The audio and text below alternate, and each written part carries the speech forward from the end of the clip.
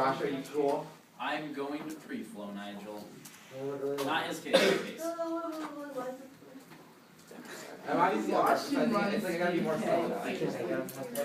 No, I can't help it. Just go full What is it called? Decaf. Last time I on my computer. Type D. That's when he does it the most. Okay, have you seen these things that are like, hey, is this one? No. But there's Private race out and private message.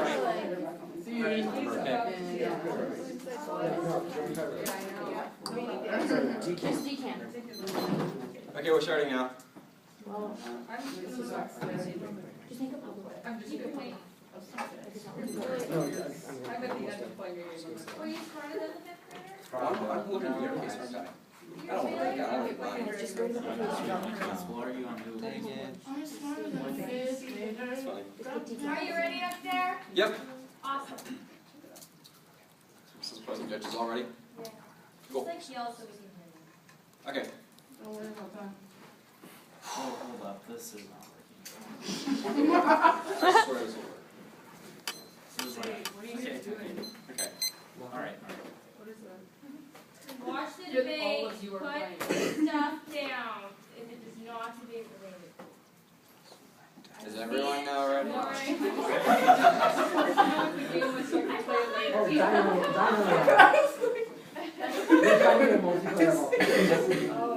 Okay, now I'm starting. Okay. Go out.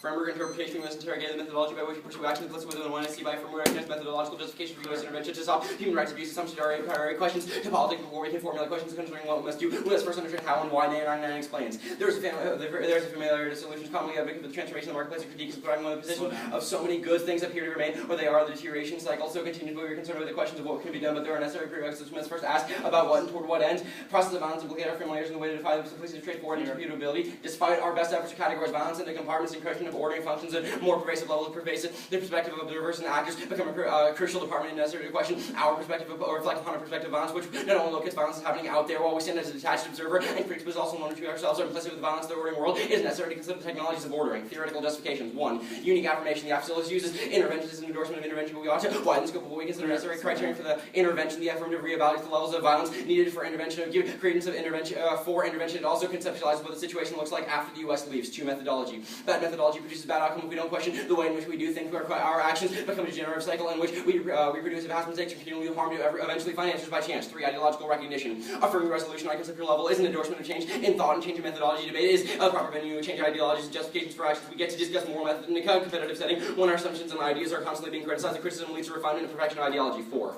Distribution of ground. The next allowed to argue our interpretation is flawed or we do not impose the change we wish to see in the world. They are also able to argue no solvency or impact terms. 5. Increased education. We talk about a wider breadth of understanding of the world. Topic change every 2 months. We can apply what we learn to the topics of future topics. Furthermore, the negative must think on their feet and respond to creative affirmative cases, improving upon critical thinking. Thesis. The current way we conceptualize violence is bound in war events with beginnings and ends. We begin the wars in an attempt to stop violence, and we end the war with a signification that violence is over. This ignores ongoing structural violence. That is the root cause of continual conflict. We give the name peace to a time where violence is still raging upon the periphery. Advantage 1. Affirming solves peacetime violence. A. Harms. In the status quo, it seems a singular bound event. The ontological distinction between war and peace ensures the continual of everyday militarism and violence. Cuomo 96 explains. This spatial metaphor used to refer to war as a separate bound sphere indicates the assumption that war is a realm of human activity vastly removed from the normal life, or a sort of happening that is conceived apart from everyday events in a peaceful time. Most discussions of politics and the ethical dimensions of war discuss war solely as an event having clear beginnings and ends that are marked by this institutional declaration. War military activities can be seen as motivated by identical interventions, but many questions about war are not merely good or bad intentions and identical decisions. Postmodern understandings render an event-based conception of war and adequate accounting of war that only focus on events are impoverished in a number of ways in consideration of the political, ethic, and ontological dimensions of war or demand. A much more complicated approach theory that does not investigate the omnipresence of militarism cannot represent or address the depth of everyday effects of militarism.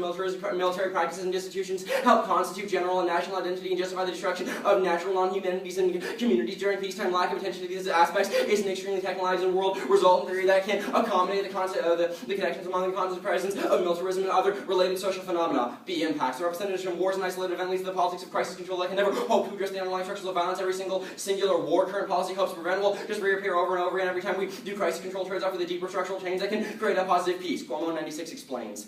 Ethical approaches that do not attend to the way in life in which warfare and military practice are woven into the fabric of livelihood, crisis-based politics and aimless to resist oppression, creative alternative social and political options. Crisis-based ethics and politics are problematic because they distract attention from the need for society to resist the peace and systems of domination and oppression that are so often function in most people's lives, neglecting the omnipresence of militarism allows for the false belief that the absence of declared and armed conflict and peace and the polar opposite of war is particularly easy for those whose lives are shaped by the safety of their privilege to maintain the false belief. Anti-war resistance mobilized when the stability of privileges directly threaten crisis-driven attention. The declaration of war keeps resistance complacent about the general process of global militarism, seeing war as necessary embedded in constant military presence, draws attention to the fact that state-sponsored violence is happening nearly all over, all the time, and that is perpetrated by the military institutions and other militaristic agencies of the state, moving away from the crisis-driven politics and ontologies concerning war and military violence. Also enable consideration of relationships among seemingly disproportionate phenomena, and therefore can shape more nuanced, theoretical, and practical forms of resistance. It also provides a lens for consideration of the relationship among the various kinds of violence that get labeled war. C. Solvency. The affirmative endorsement is a direct status quo's problem-solving approach in favor of a critical interrogation of peace. The ontological stability that the negative takes for granted is refusing to intervene in human rights abuse scenarios results in widespread violence. Critical intervention is needed. Richmond in 07 explains.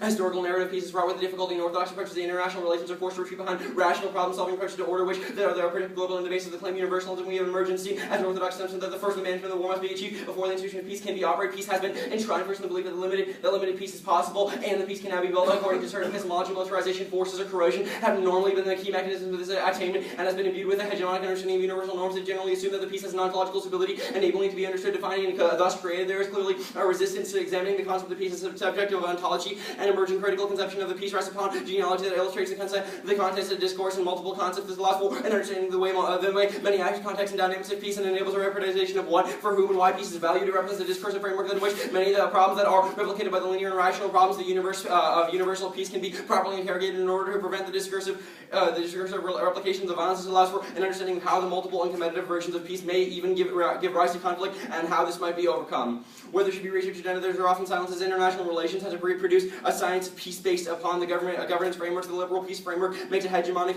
collusion over the discourse and creation of peace. A critical interrogation of peace indicates it should be qualified as a specific type among many. Underview.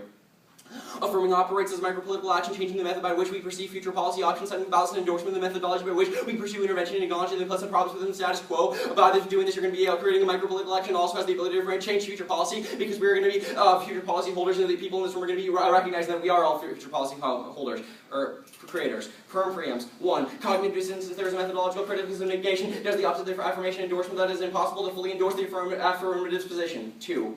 Any instance of predicting the full endorsement of the action towards the full force of the affirmative's endorsement, effectively mooting it. Addition of other ideology fractures the affirmative advocacy. Finally, if my opponent decides to run a counterplan, we're able to say that we're able to affirm it because we're able to apply this criticism to the counterplan as well.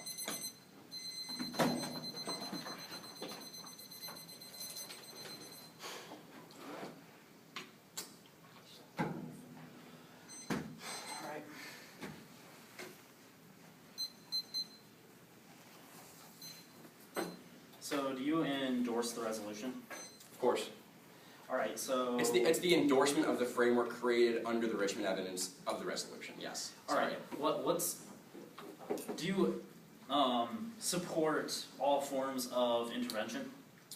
No, we're supporting the methodology behind the intervention. All right, so if you're not upholding all forms of intervention, or really only one specific form, how are you talking?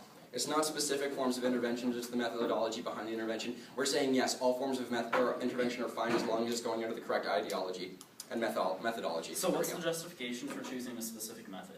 Because the justification is method comes first, it's an a priori issue. Why do you get to kick out of any disadvantages that you would have by different methods? Why is that fair? What do you mean, like by disadvantage that you could run? Well, I'm saying, why do you get to kick out of any arguments dealing with bad methodology? It's talked about in the theoretical justifications. 1, assumptions are coming as the first question. 2, the affirmative gets to set the ground. 3, by doing this, we're able to look at the resolution from a different size and scale, but we're still affirming it. I mean, as long as I'm still affirming the resolution. Whenever you talk about a higher level of education, how does that come about whenever we don't deal with the main issues that are dealt with in the real world? Because it's still dealt with within the real world. When people consider policy options and the future philosophical implications, they consider so like a can you root explain problem. to me what real world policy, when our legislators have sat down and decided, you know what, we should just start changing the mindset and we should just go out there and do it. When does that happen? Whenever people have policy discussions, whenever people have policy discussions based around like certain implicit problems within like the national, involved in national scenarios, they consider what the root problems are, and if you're able to change the structural ideologies or problems behind the root issues, then you can find a better policy scenario. And what exactly is your solvency? Like, what is your solvency advocacy? Solvency advocacy is just changing this to consider like positive peace, so intervention is going to be idealized. So as a basically, situation. is it hippieism? Like, we're Hippieism? just all going to be hippies and be friends? Is that your solvency mechanism? No, of course not. It's recognizing different forms of structural inequalities allows us to intervene. Alright, and what methods do we use to intervene? Would they still be the same exact methods that we already use? I mean, you can't just say that something right now is going to be completely the same as what it is going to be after the change in ideology, because the AF gets this form like, I guess in a sense, fiat. So if... Look, Alright, so after- basically you're... let me get this straight. You're fiating solvency for your plan being completely moral. It's not even fiating it, it's just saying that you don't know what happens beyond the change in ideology. Just me saying like, So after the change in ideology, you admit that that's not going to completely solve. I think it will, yes. After the ideology has changed? If we're tackling the root structures of violence, then yes. And how does that ideology change? The ideology changes by Like you say criticizing. that you want to change the ideology, but how do you do that? The ideology is changed by affirming. And it's very simply saying that we're going to put this implicit methodology behind the resolution when affirming. That's why the affirmation is linking to it. Using prep. 1 minute starting now.